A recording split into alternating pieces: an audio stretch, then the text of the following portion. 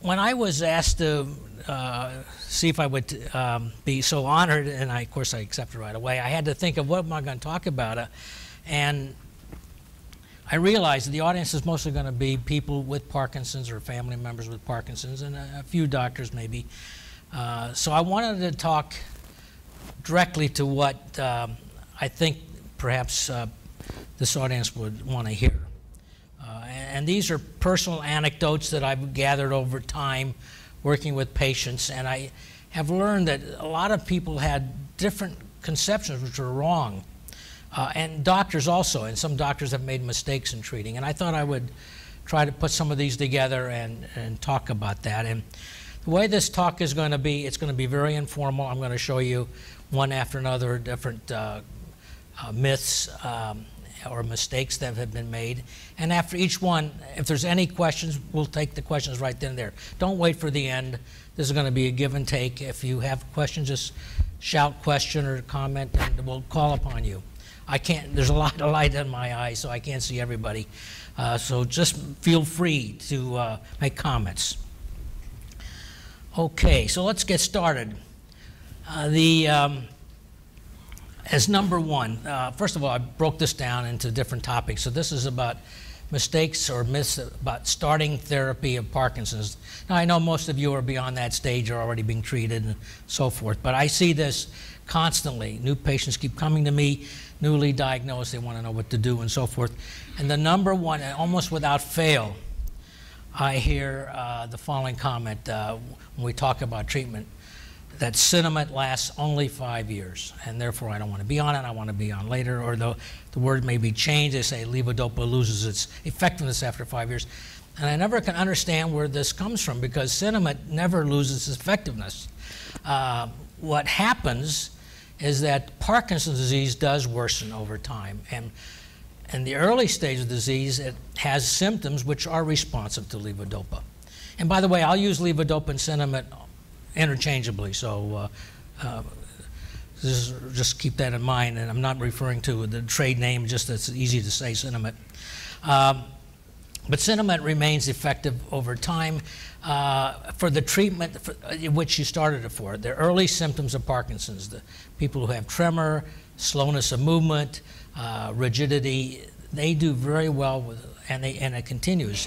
There's some bradykinesia, the slowness of movement, that may come back eventually, but what really comes eventually as people get worse over time is difficulty with their posture, they're flexed, they lose their balance, they have freezing of gait. These are symptoms, late onset symptoms that levodopa doesn't touch. So maybe people are mistaking that when it says it loses effectiveness. It never did treat those symptoms. So that's not the same thing as losing its effectiveness. But the other thing about it is that patients therefore say, well, I don't want to be treated because it's going to lose its effectiveness. I'd rather save it to when I really need it. Well, I, of course, agree you should only be treated if you really need something anyway. But that isn't the reason. It will work, and no matter what time you start it, it's going to help those kinds of symptoms. So I'm going to stop and go to the next slide, but if there's anybody who wants to have a comment, again, I will be glad to stop and we'll chat. Not? Okay. So the next one is I've had people come to me from other doctors who are over the age of 70, and I'm going to use the word elderly. It's not a good term because what is elderly? It's all relative. When you're 20 years old, everybody over 40 or 50 is elderly, as you know. And as you reach 70 yourself, then the elderly is way beyond that. But nevertheless, just using 70 years as a cutoff, basically people who are reaching that age, or people who already have some cognitive decline, they don't do well with dopamine agonists. And there's no reason to use dopamine agonists on somebody this age. Dopamine agonists are used, and you all know what dopamine agonists are. These are like Mirapex, pramipexole, or ropinirole, which is Requip. These drugs are a little bit weaker than levodopa, but for this age group of over 70, they're more likely to cause hallucinations and confusion, psychosis, And the whole purpose of using these kinds of drugs is to delay levodopa so you don't get the dyskinesias early. Levodopa causes dyskinesias where the dopamine agonists do not. And as a result, these drugs are useful in younger people, especially those under 40, even under 50. That age group, if you want to delay levodopa, dopamine agonists are quite good drugs. Now, they have their own side effects too, and then I'm not really going to go into that tonight. But I always can't figure out, here's somebody who's already over 70 and their doctor started them on a dopamine agonist when levodopa would have been the right drug for them. Anyway, so I personally avoid dopamine agonists in this particular age group. Okay, if there's any comments, yes? What is the maximum of cinnamon that you can take in a day? The maximum of cinnamon is the maximum you can tolerate that does you good. There's no limit. I've had people taking a lot of cinnamon. And many people can't take it because they get dyskinesia, they get confusion, they get sleepy. But if a person tolerates it well and they wear off very soon, what that means is they're probably metabolizing it too quickly. It doesn't stick around. You don't have any overdose side effects. If you have overdose side effects, then you've reached the limit. So it's individualized. No two people are alike in Parkinson's. So I individualize everybody's treatment. There's no set number that works for everybody. My second question is, you said over 70, you do not use dopamine agonists. I tried so to what avoid happens if you were young and now you're 70? Do you stop using the agonists? Well, if they don't have any side effects and they're doing well and they have a young brain, they have no there's no reason to rock the boat then. Okay, thank you. Okay, we're going to train you to be a doctor, I see, yeah. Okay, let's go on to the next one. You know what Stalevo is, right? Stalevo is a trade name for a drug that's on the market. It's a combination of cinnamate, basically, with entacapone. Cinnamate is carbidopa, levodopa, so this adds entacapone. Entacapone is sold separately under the trade name Comtan. COMT stands for catechol-methyltransferase inhibitor, so that's why the name Comtan came into it. What entacapone does, or Comtan does, is to slow down the metabolism of levodopa in the bloodstream, so more hangs around and it lasts a little longer, more can get in the brain. So it potentiates the levodopa. There's a school of thought that if you give something like Comtan with levodopa, you would prolong the effectiveness of it, and you might delay or stop getting what we call dyskinesias, which everybody knows what dyskinesia is. So, and there was thought, but there was no scientific data for that yet. There was a trial going on, and yet still doctors, probably influenced by drug companies, began to use Stalevo right away instead of cinnamate right away, without any scientific evidence to back it up. It's more expensive, and there's a risk. Any drug can cause risk. And sure enough, when they did the double-blind trial called STRIDE-PD, it turned out to be the opposite. Those who did start Stalevo early in a double-blind trial comparing it against cinnamate, those who started Stalevo earlier got dyskinesias earlier and more severely. And even today, I still see people starting with Stalevo rather than cinnamate, and I can't really understand it. That's a mistake not made by patients and made by doctors. Stalevo can be useful. Once a person has fluctuations, which are what we call wearing offs, Stalevo can be helpful. Adding entacapone on top of your levodopa can prolong the on time a little bit, but it might also increase dyskinesias. But starting early doesn't make any sense to me, and it makes the person at risk for dyskinesias. Is that similar equivalent to cinnamate CR? No, it's not equivalent. The question is entacapone similar, or is Stalevo similar to cinnamate CR? Cinnamate CR is pure cinnamate. It's just a slower release form. So it doesn't get completely released all the way. As it passes through the small intestine, it gets dissolved little bit by little, so it has a little longer action. It's a little bit less reliable. Entacapone works right away. It has to be taken with the dose of levodopa. And it's a different mechanism. It inhibits another enzyme, COMT enzyme, to delay its metabolism.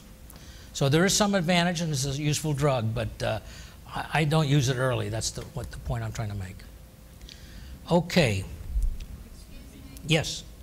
Could you just define dyskinesia? Sure. Dyskinesia, abnormal movements. DYS, dys, and kinesia, kinetics, movement. Abnormal movements. Like what sort? Well, like Judy Hazlitt. Judy Hazlitt dancing around, that's the dyskinesia. Abnormal movements. Very common in Parkinson's. Why? It's due to levodopa. And we're going to come back to that. I'm going to talk about motor complications. It's one of the motor complications. So I'm going to come back to that. That's my next topic, my first topic, starting therapy. All right?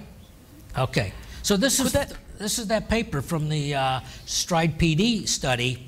And I guess I have a pointer here if I can get it out. You see, this plot, by the way, is called a Kaplan-Meier curve. Kaplan and Meier were two biostatisticians. Meier was at Columbia. I'm not sure where Kaplan was. It's also called survival analysis. So in this particular graph, 1 means they enter the study without any dyskinesia. When 0 is hit, that means 100% of the people in the study got dyskinesias. So if you had 0.7, let's say, that means 30% got dyskinesias by then, 70% still do not have it. So 1.0 means 100% don't have it. So you can see the dark black line here is the levo group, and it's faster. It reaches the lower numbers faster than the light line, which is carbidopa, levodopa alone. So that's the levo versus carbidopa, levodopa. And you can see highly statistically significant. That's the evidence that we needed to hear, but people jumped the gun and were using it before there was absolute proof. Okay, next, oh, I just did that one, yeah. Okay, another one. So we talked about using medicines and quote, the elderly, I'll put that in quotes. How about young people? It's not uncommon, but I think more doctors are more sophisticated now and they don't do this so much. But starting a young, very mild Parkinson person with Sinemet, when it's so mild they don't need the heavy ammunition of Sinemet. They start from the beginning. YOPD refers to a young onset Parkinson's disease. And so that's an abbreviation. So young onset Parkinson's disease has been defined early on in the history of Parkinson's, having an onset between 20 and 40 years of age. In more recent years, in the past decade or a little longer maybe, geneticists are getting involved in research now called under 50 young. But the original definition was 20 to 40 be young onset Parkinson's. They almost always will get dyskinesias and wearing off, that is motor complications.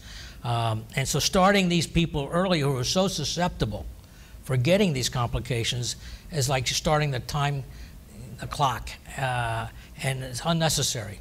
And they're at risk for getting these motor complications, and you can avoid them by avoiding Sinemet and using other medicines if you need it.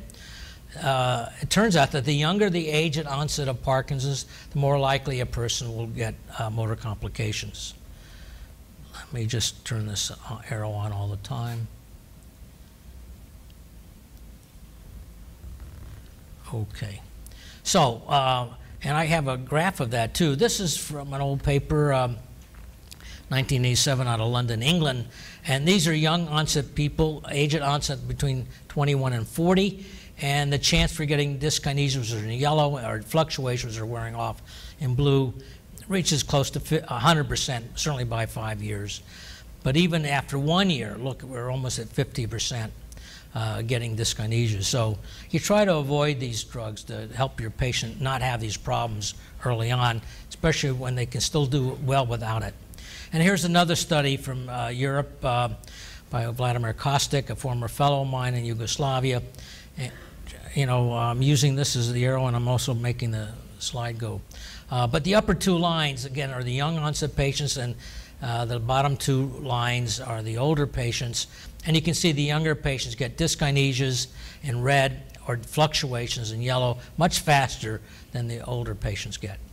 Again, younger people are more susceptible. So you individualize therapy for Parkinson patients. No two people are alike, and you have to decide what that person needs and treat accordingly. What can you use for L-Dopa? So the question is, what can you use then instead of L-Dopa in a young person? Well, there are other medicines, what I'll call DOPA-sparing strategy. The next most effective, the strongest drug are the dopamine agonists. And young people tolerate dopamine agonists just fine, provided they don't have their own side effects from that one, but they can usually go on quite well. They can take amantadine, they can take so-called anticholinergics. They can. Does Prolopa cause dyskinesia? Prolopa is another name for cinnamon, isn't it? No, these other drugs do not cause dyskinesias. They're not nearly as powerful as levodopa, and they have their own side effects, but you can continue to treat them for quite a while and give them several more years of functional life and high quality of life. But when they need it, everybody will eventually need levodopa. And when that happens, of course, you use it. So we don't delay levodopa if they need it. But for some people, why rush their dyskinesias? So again, this is an idea that you treat the individual patient. Just because it's the most powerful drug, levodopa, doesn't mean you have to use it. You use it when you need it. Okay, so that's what I said down here. It's more prudent to delay levodopa until there's some problems that other drugs don't help. And I call that the DOPA-sparing strategy for these people. Dr. Fahn, can you tell me, when you were talking about that young people were more susceptible to the dyskinesia, does that mean that if someone aged, say, 35 or 40 started on levodopa, that potentially in 5 years there's a 50% chance they would have dyskinesia, and someone 70 started the levodopa, that in 5 years they wouldn't have dyskinesia? Yes. Is that right? Why is that, do you think? That's a very good question. Why do young people are more susceptible? Excellent question, and I don't think we know the answer. A lot of older people, first of all, never get dyskinesia and wearing off. Now, having dyskinesia is not necessarily bad. Having dyskinesia means that at least you know the levodopa got in the brain, and you know the dopamine receptors are responding. So that's not bad, but as long as you keep it low key so it doesn't interfere with their life. But some older people never get it. On the other hand, some older people, and I mean over 70, will get dyskinesia as severe as Judy Hazlitt's dyskinesias were. They have a young brain. I call them, well, you're lucky you have a young brain. But they don't like having the dyskinesias. But nevertheless, they have good dopamine receptors. Otherwise, we don't know why age is such an important factor. It's certainly seen over and over again in all studies, and why that is not clear. Maybe some other scientists have some ideas why young brain. I mean, maybe their dopamine receptors are functioning at a better level or something. It's not clear why that is. And Dr. Stossel has studied a lot about dyskinesias and what causes it, and maybe he might want to make a comment. But anyway, that is a well-known fact. Here's another myth we've had, there was a great concern, and I had this concern too at one time. Does levodopa itself hasten the underlying progression of Parkinson's disease? Well, fortunately, the good news is to everybody with Parkinson's, there's no evidence for that. Why did we even think that? Well, I was probably one of the perpetrators of this myth. I was concerned that levodopa, or goes to dopamine. Dopamine can cause oxidative stress, and maybe that's what's causing the dopamine neurons to have big troubles in life. As dopamine neurons age, they undergo more oxidative stress, and maybe that's what's killing these cells. I thought that would be a factor, and therefore couldn't levodopa augment that. So I was concerned, and that's why we ended up doing a study to test it one way or another. I felt unless you do a scientific study, you're never really going to know if it's good or bad for a person with Parkinson. So we did the study. It was called earlier versus late levodopa therapy in Parkinson's, or L-DOPA. That is spelled here on the slide. And that study clearly showed that we did not hasten the worsening of the disease on the clinical basis, at least. In fact, it was better clinically than a placebo. Let me show you that data.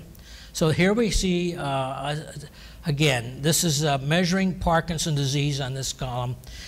0 is what they came in at baseline. This is their, what we call the UPDRS scores, Unified Parkinson's Disease Rating Scale, so we can measure the severity. So when Judy was telling me how we graded her every visit, we were looking at her severity each visit.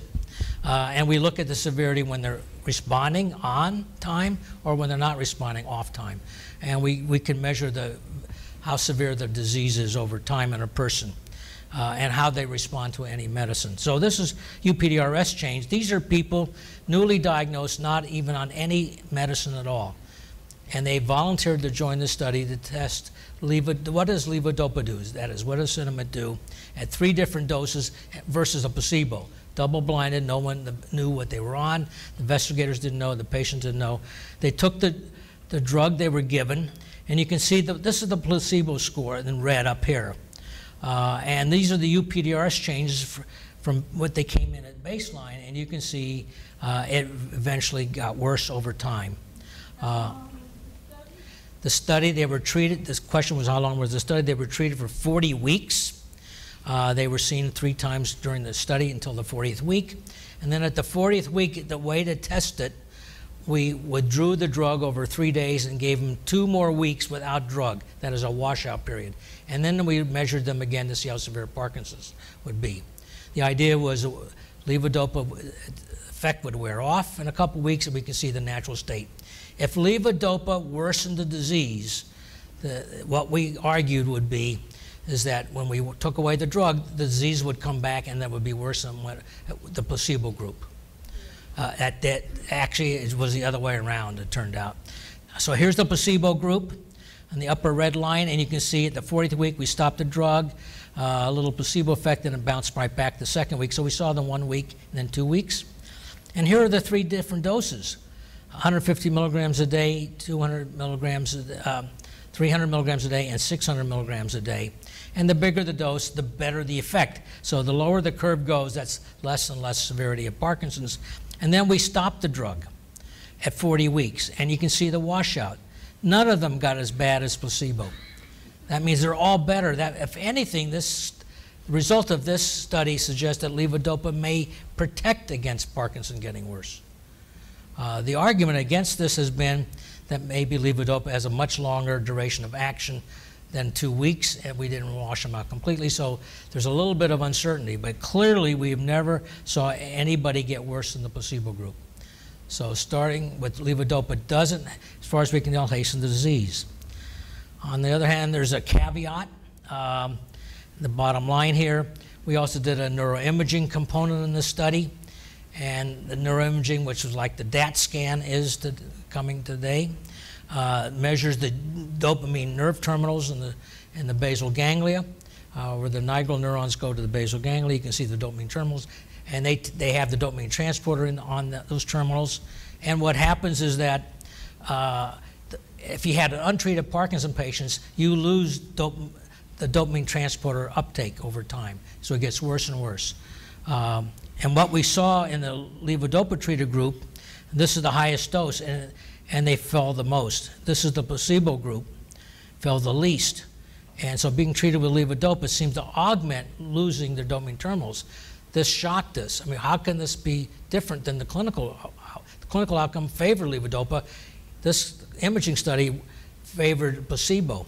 And so people couldn't figure this out, and we still don't know the answer, but one explanation might be, well, maybe levodopa has altered the dopamine transporter. It's shutting it down somehow, and therefore the imaging is an artifact. And this is still, the imagers have not yet solved this, and Dr. Stossel is in the room who's trying to solve this problem, and maybe we'll have a chat afterwards over dinner where it stands today. But this was the incongruity of the results, so we still don't have the final answer. But all we can say right now is that clinically, at least, people have not gotten worse because they were on levodopa.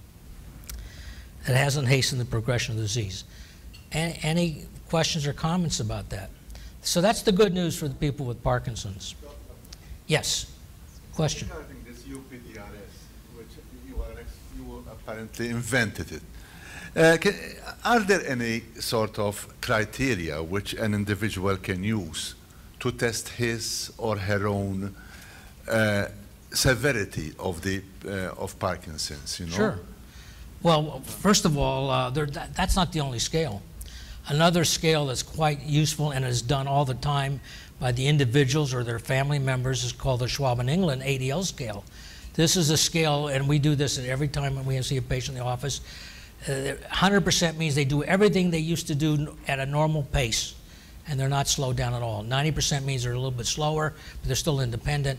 80% means it may take them twice as long now to do it. 70% 3 to 4 times as long, and so forth. 60% now they need some help. There's a scale that Robert Schwab and his fellow, Dr. England, put the scale together years ago, and I resurrected it and popularized it so it could be used, and we use it with the patients. This is a wonderful scale. Patients score themselves. When they come into my office, they score themselves on the Schwab in England scale. So I know what the patient thinks. And if the patient thinks one thing and the spouse thinks something else, there's something wrong. They're either not talking to each other or whatever, some conflict in the family. So they usually agree pretty well, and we get a picture of how that person is doing. And we ask the same question, what is your Schwab in England score when you're at your best, when the medicine is working, and what is your score when the medicine stopped working, when you're off? And that's the best indication. When I go in and see a patient with my fellows, I ask for several different things. For example, what their dosage of medicines are, what their main problems are, and what's their Schwab in England score. I want to know how they're doing. That's my best score. If you give me a number of total UPDRS of 40 or 60, it's hard to know how that compares. But the Schwab in England score, well, he's at 70% when he's on, and he's at 40% when he's off. I know he's got a big off problem. As long as he can still do pretty well by himself, 70%. So those are very helpful, okay? And that scale is available, and if you want a copy, we're glad to give you copies. They're freely circulated. Okay, any other questions? What can be done for dyskinesia? The question was about how do you score dyskinesia? No, what can be done to assist? Assess, well, that's mean, how do you quantify dyskinesia? To eliminate it. What can be done to assist the elimination or the control of dyskinesia? Well, that's the art of Parkinson treatment. As I said, the main cause is levodopa. Depends on what the dyskinesia is. If it's too much levodopa, you lower the dose of levodopa. Then you have to substitute something else. Or you lower the dose and you give them more frequently. Deep brain stimulation eliminates dyskinesia. There's a lot of things you can do. Each person is different. And that's between you and your doctor, how you want to be treated. It's not easy, but we help most people. Some people we have to send to the surgeons. I know Dr. Lozano's here. And some we have to send some to the DBS surgeon, particularly the younger patient who we can't control well. But otherwise, most people can be helped. Doctor, you made reference to neuroimaging. Was it a CAT scan you referred to? Well, that is one form of neuroimaging. MRI scans another. These are special imaging to measure the dopamine situation in the brain. DAT scan stands for dopamine transporter, DA, dopamine T transporter. It's a transporter image. F-Dopa, you ever heard of the Epitope of Pet Scan? That was probably the most common one that started in Canada, as a matter of fact. And F-Dopa is probably the gold standard, but Dr. Stossel has developed another scan called the dihydrotetrabenazine scan, which measures another element in the nerve terminal, which is the enzyme that moves dopa into the synaptic vesicle. So all these are nerve terminal enzymes that they're measuring, and they're different techniques. So you can measure with imaging how severe the Parkinson is, and it changes over time. You can see that. Okay. So anyway, another comment that I hear from patients starting therapy, some people want to delay levodopa. He says, well, I can delay it as long as possible because if I start it later, it'll still be as equally effective. Well, I hope it will be, but that test has never been proven. We have never done for levodopa what we call the delayed start design trial. That is where you start some people blinded study early and some people you're on placebo early, and then later on they're all on active drug treatment, delayed start. And you see if they're the same or one is better than the other. If early start is better at the end than delayed start, then that suggests that early start has some neuroprotective effect. If they come together, that means there's no neuroprotective effect. It was all pure symptomatic. We would like to think if levodopa is not have any symptomatic effect at all, it wouldn't matter when you start it. But if it has not symptomatic effect, protective effect, if it has any protective effect, then it probably would be better to start early. We just don't know the answer. The reason we don't like to start early, at least on young people, because we're going to get into motor complications. So this will be an important question to raise to NIH and to get money to do a delayed start design. I went to NIH twice with grant proposals, and they turned us down. They said, no, you don't need to do it. We all know that levodopa is good and don't bother. So we never got funded. We don't have an answer to this particular question. On the other hand, delayed start design was done for two other drugs. One was pramipexole, which is Mirapex, the dopamine agonist, and that actually showed no difference whether you started early or late. That means it has no neuroprotection effect. It was also done for the 2 milligram dose of rasagiline, and again, it showed no difference at the end. That means 2 milligram rasagiline has no protective effect that could be picked up. So the 1 milligram did show some difference, so there's some controversy about what rasagiline means. Rasagiline is Azilect, by the way. But anyway, they have done delayed start designs, but we never did it for levodopa.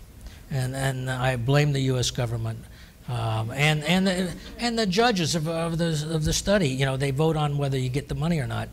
I don't think they knew enough about Parkinson to have voted. But anyway, we didn't get the money. Okay, so here's the other thing. This is the same thing. That delaying levodopa has a full effectiveness available when I need it. So we just said it was never done. But there's one caveat here. There is a hint that maybe starting early is better. Calne PD study is another study done by the Parkinson study group, in which they took people who already needed to be treated, and they assigned them to either levodopa, that is Sinemet, or to pramipexole, which is Mirapex, blinded. They didn't know what they're on. And during the study, if they weren't doing well, they could take more open-label levodopa. That means you add more levodopa. And what did the results show? The results, first of all, showed the main outcome was they got more motor fluctuation with levodopa than dopamine agonists. And that we knew, but this proved it solidly. And that was just one study. There was many other studies that testing other dopamine agonists, very similar results. But the other thing that happened was that we got much better results in the UPDRS scores. We lowered the UPDRS scores much greater with levodopa than with pramipexole. So here's pramipexole. Here's where they enter, and you can see that they got about almost 10 points of UPDRS score improvement. And it slowly worsens over time. And this is a 4-year result, 48 months. But levodopa was better, and it stayed better. But the thing about this is that since people on either arm of the study could take levodopa when they needed it, extra levodopa, why didn't the pramipexole group catch up? It never caught up. However, when you follow them out for 6 years, they eventually did catch up. So, but that took a long time. So there is some suggestion that maybe levodopa may have some neuroprotective effect, but it's not clear because this study eventually shows they caught up. So we don't really know. Right now, most of us are not too concerned. We think that you can start late with levodopa, and most people will catch up if you give enough levodopa. Okay, any questions? All right. Yes. So are you saying that taking rasagiline has no neuroprotective effect? You need a microphone. I can't hear you either. Are you saying that rasagiline has no neuroprotective effect? The 2 milligram dose, I said that. Yeah, the 2 milligram dose, but 2 milligram dose is not marketed, only the 1 milligram dose.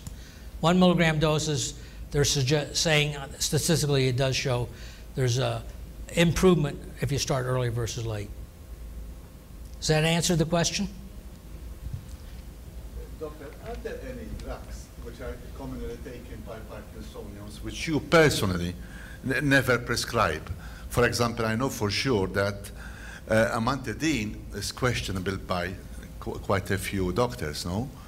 Amantadine. I use a lot of Amantadine. In fact, I'll tell you, Amantadine was first used to help Parkinson's symptoms or improve it, and it does.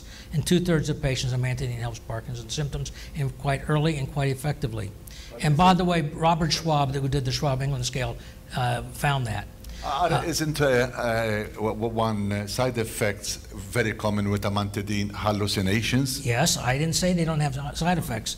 I don't tend to use it in the elderly because of that. It's the elderly or high-dose Amantadine. But every drug can have side effects. If I gave you a bottle of aspirin you swallowed, you would probably die with hemorrhage. So, I mean, overdose will give you a side effect. But are there any drugs which you never would, you yourself would never recommend? No, but let me tell you what's good about Amantadine. Amantadine is the only drug to date that actually can reduce the severity of dyskinesia. Somebody asked earlier about how do you reduce dyskinesia. Amantadine is one drug that does it without worsening Parkinson's. Well, you can give Haldol and you can get rid of dyskinesia too, but you'll come back with Parkinson's.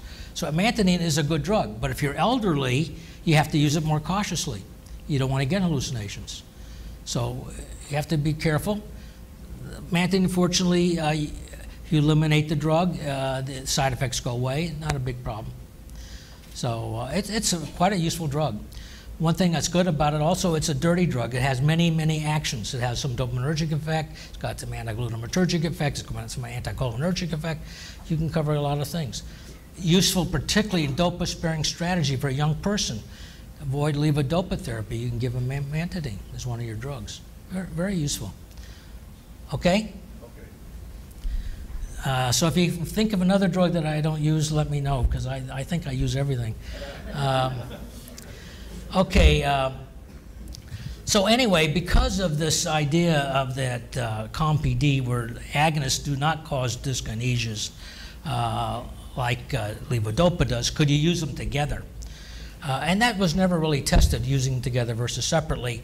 But there's no evidence from what we can see that starting together would prevent the dyskinesias. In fact, it might even hasten it. There is an analysis from one study called the 056 study, in which they went back and reanalyzed the data, and it looks like there's no protection. All the dopamine agonist does is delay the need for levodopa and therefore delay the onset of dyskinesias. And this is the 056 study. So you look in the upper left-hand corner here. Again, like the COMPD, they needed to be treated. They were started either in Requip, which is ropinirole, versus levodopa cinnamon. And again, the Kaplan-Meier curve, no dyskinesias appear, and when do they get dyskinesia? And you can see the levodopa group got dyskinesia much, much faster than the ropinirole group. But then they went back and analyzed the data. And they took the ropinirole group. Remember, they can take added on levodopa anytime they needed to be extra benefit. When the medicine wasn't sufficient. If they took the people who have started on ropinirole and never needed levodopa, almost zero, maybe a couple of percent, got dyskinesias. Whereas this is the levodopa group, and that's the same curve as you see on this left-hand side. That's just transported over. But if you compare this curve here, ropinirole with this curve, you can see ropinirole without levodopa, you rarely get dyskinesias. And then what they did very cleverly, they set the clock to 0 when they started levodopa, not when they started the study. So when levodopa was started, and here's that first curve again. Remember this one down here, which says levodopa only, and I have levodopa only here. But then those that had ropinirole first and then added levodopa, you can see it overlaps. So starting levodopa is when you start the clock. So taking your agonist at the same time, it doesn't matter. The clock starts when you start levodopa. As I said, though, everybody needs levodopa. Levodopa is the most effective drug. If we can only find a way to give it without having these motor complications, we would give it from day 0. It's the motor complications, the reason we delay levodopa for most patients. I wanted to ask, doctor, if there are any other means of treating Parkinson's other than drugs. Yes, there's very important means. Physical therapy. Always exercise, do your physical therapy. Studies in rats where you make lesions in the brain on the dopamine neurons, and then you put rats, divide them into two parts, half go into plain cages, half go into cages with wheels and tunnels, and those with wheels and tunnels, the rats are running around. Then you sacrifice the rats, and you look at their dopamine content, and the animals that didn't run around, just sat there, had much lower levels of dopamine than those who ran around. That works in rats. Now, does it work in humans? Well, we can't say humans and rats are the same, but if I had Parkinson's, the first thing I would do, I start exercising. That's my number one. And number two thing is there's always surgery. Deep brain stimulation is there.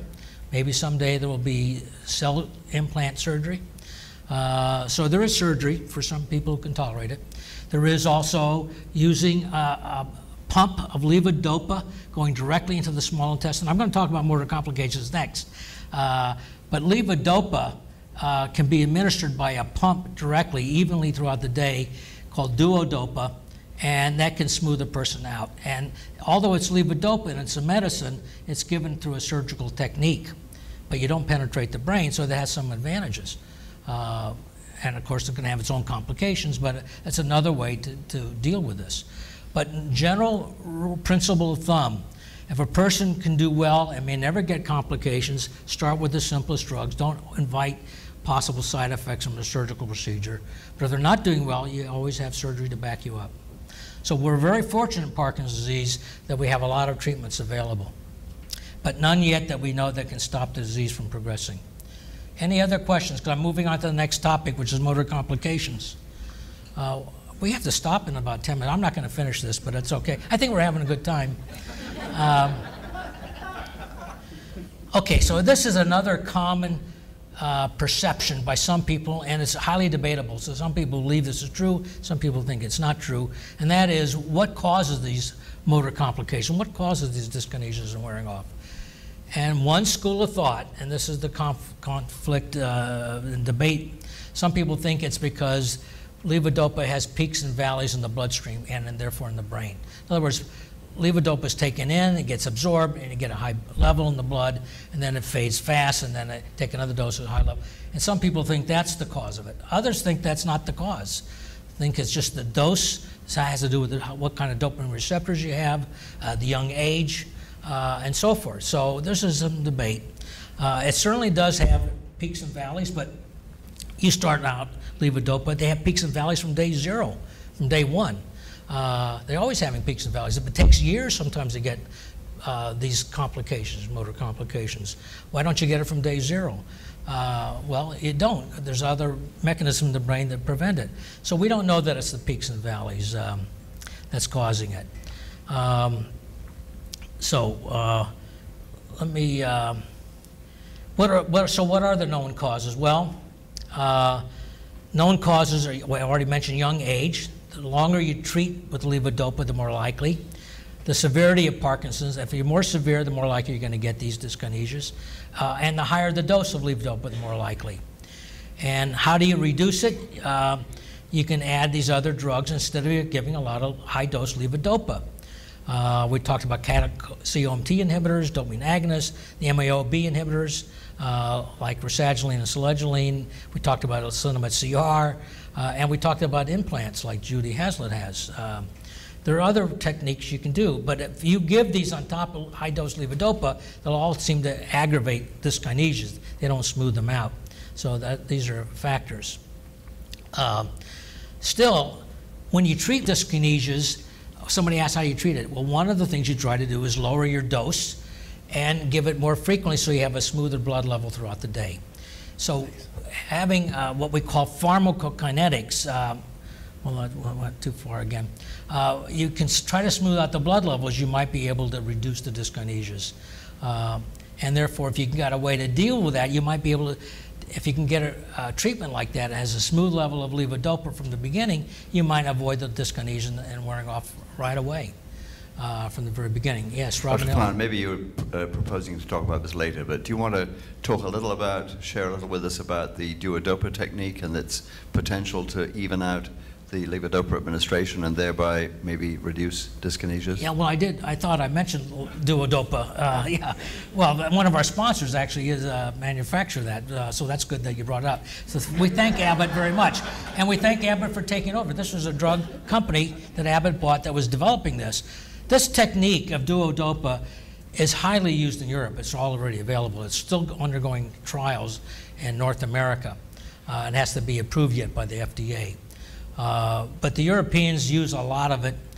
This is a way to avoid deep brain stimulation and penetrate your brain and take your levodopa in a smoother way throughout because the pump is putting it into the small intestine right away. So it's a definite advance, no question.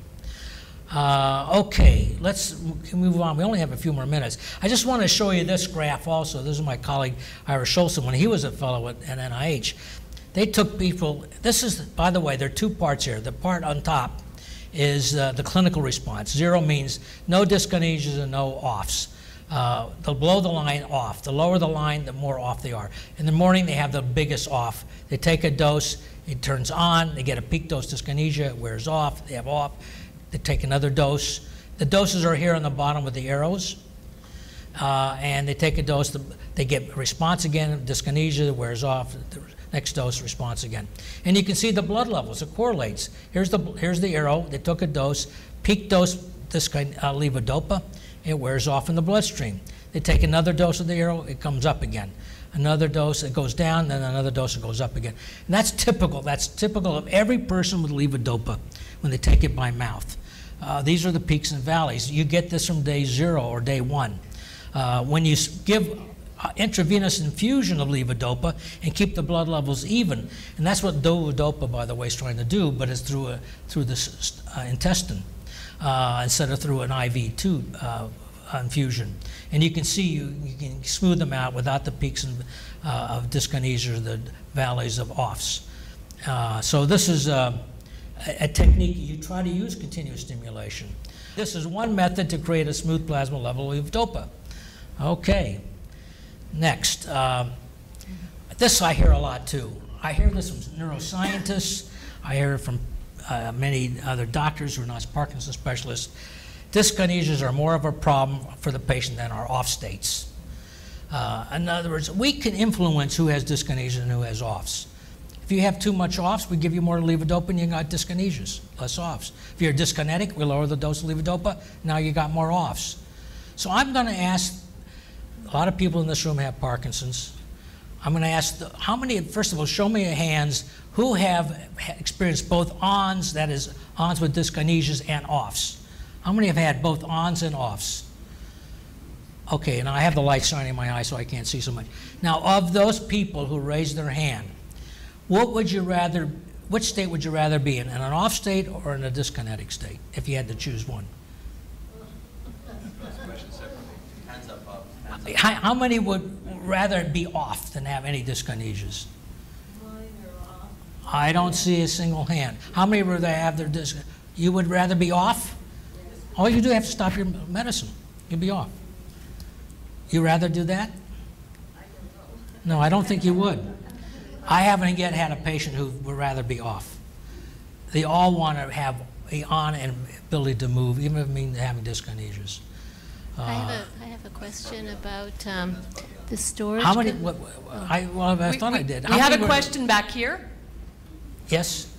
Hi there. I'm wondering about the storage capacity of people. I was talking to my doctor about how the off effect is influenced by the capacity of the body to store levodopa. Can you talk about that a little bit? Levodopa, first of all, levodopa goes everywhere in the body. Only about maybe 10% gets in the brain.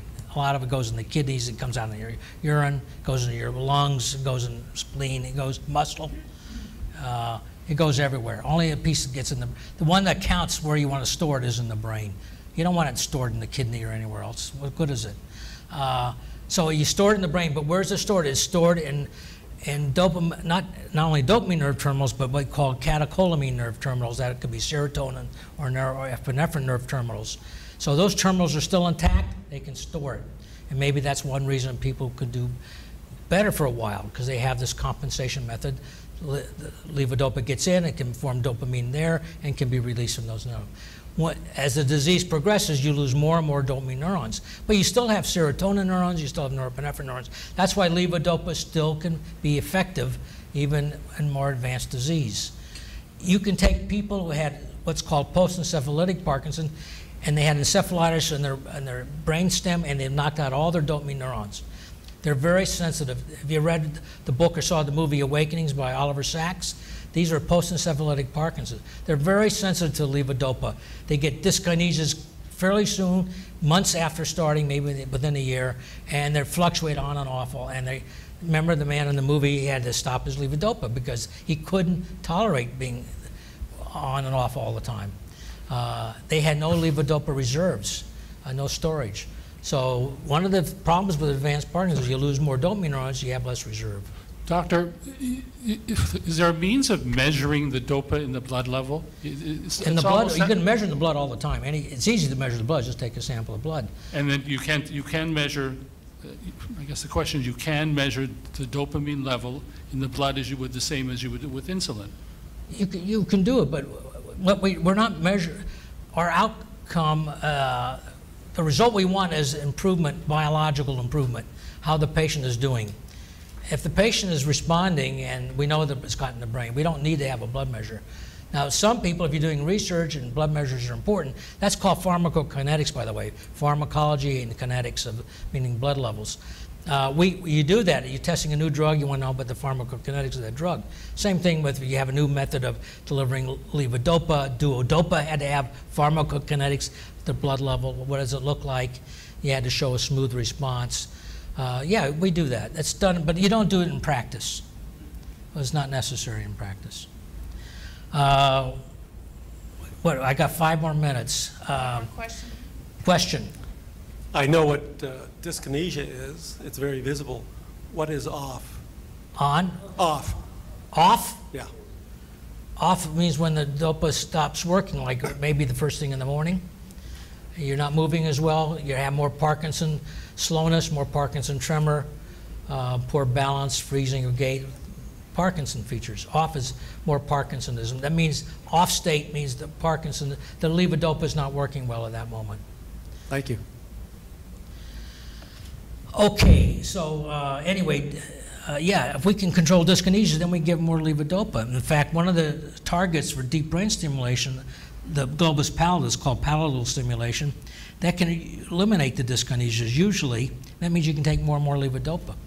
And that is one target, and that's the other target, the subthalamic nucleus, is that you need less levodopa, so you can lower the dose of levodopa. So these are two valuable targets in the brain for the neurosurgeon. Another thing, dose failures and delayed ons. And here's the word pharmacokinetic. Remember I talked about blood levels. That's what this means. What's the blood levels of levodopa? A lot of doctors and patients don't recognize that dose failures and delayed ons maybe relate to not having enough dopa in the blood. So dose failures, you take a dose and it doesn't work. You wait a half hour, you wait an hour, nothing happened. That's a dose failure. Delayed on means it may work, but it didn't work in 20 or 30 minutes, and it takes you an hour and a half to work. Dose failure means that even in 4 hours it didn't work. This is because of a pharmacokinetic problem. The dopa never got into the bloodstream. Now, how does dopa get from the stomach get in the bloodstream? Well, one of the key factors is dopa is not absorbed from the stomach. Dopa is an amino acid. Levodopa is an amino acid. It has to be transported from the gut, small intestine, into the bloodstream through an amino acid transport system. It's a natural compound. And if it doesn't get in the small intestine, it's not going to work. So if you take have levodopa on an empty stomach, more likely it's going to get in the small intestine. It's going to get working right away. If you take a lot of water with it or dissolve it, you can crush it in a mortar and pestle, crush it in your teeth. dissolve in a glass of carbonated water, then drink it, it's going to get in the small intestine faster and it's going to work much quicker. If you take it after a meal and the stomach isn't going to empty because it's going to digest that food, it's not going to work. You're going to have an off. So knowing the pharmacokinetics is how you can treat the motor complications of offs and dyskinesias. This is an example of what I was talking about. You have to swallow the medicine, and it has to go through the pylorus, the canal that separates the stomach and the small intestine, and absorb in the small intestine. It's the proximal small intestine. It's the duodenum, the first part, and then the jejunum, the upper jejunum, the second part. When you do duodopa, you put the catheter in the jejunum, and so where it can get absorbed. And that's how they do it. And then once it gets into the plasma, into the bloodstream, it has to be transported into the brain. Otherwise, where is it going to go? It's going to go in the kidneys, it's going to be metabolized, go in the muscles, and so forth. But once it's in the brain, it's got to be converted to brain dopamine where it does its job. And that's what the goal is, to get it into brain dopamine and keep brain dopamine constant. Here's an example of 3 doses that failed to work, dose failures. So this is a young person, 35, takes dope on demand, where these arrows are. First dose works, they got dyskinesias, that wears off, they took another dose because it was wearing off, it didn't work. What did the blood levels show? Well, the blood level worked the first time, but the second dose it failed to work. It was hanging up in the stomach and never got into the small intestine. He had a meal and it didn't get in.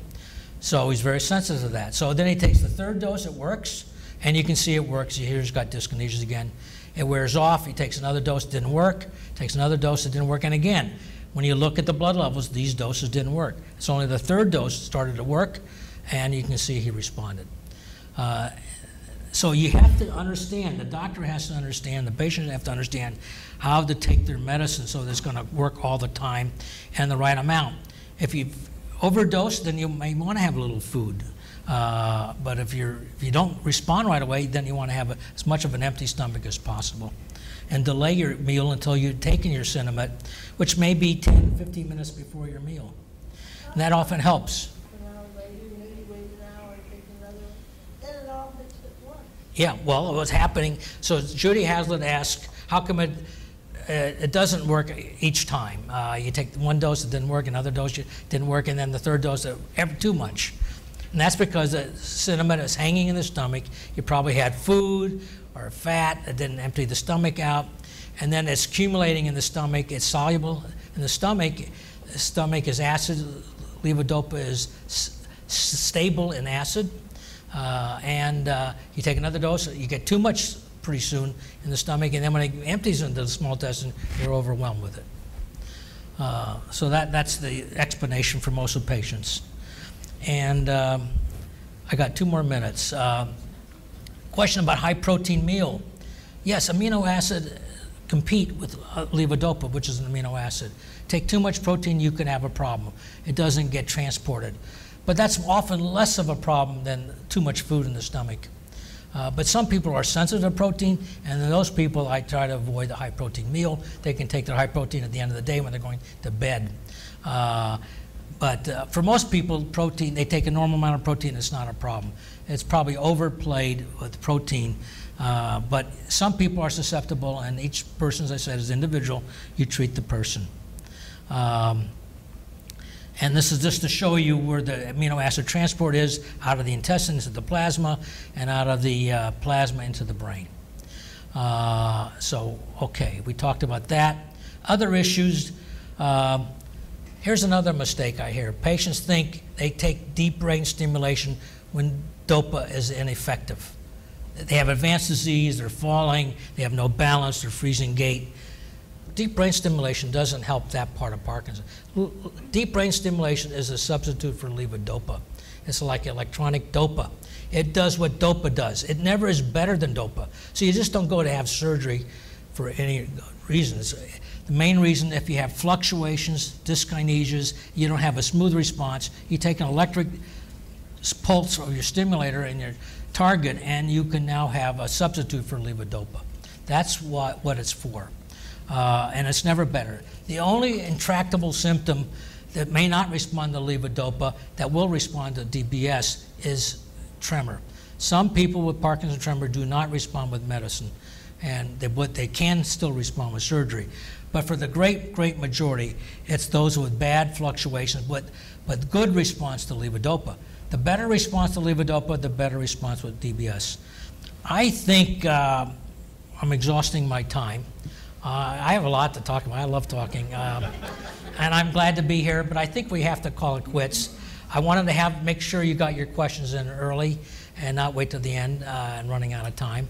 I'm really glad to have been able to meet with everybody, and I hope I deliver at least some information that might be useful to you in the long run. Thank you again.